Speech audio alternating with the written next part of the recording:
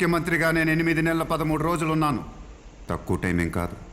8 నెలలు చేతిలో అధికారం ఉంటే చేయొచ్చు తెలుసా? ట్రాఫిక్ రూల్స్తో పాటు ఏ రూల్స్ పాటించకుండా అడ్డగోలుగా బతికే మన జనాన్ని అలా దారిలోకి తేవచ్చు. త్వరలో మూసివేయటానికి ముస్తాబవుతున్న మన గవర్నమెంట్ స్కూల్స్కి పూర్వ వైభవాన్ని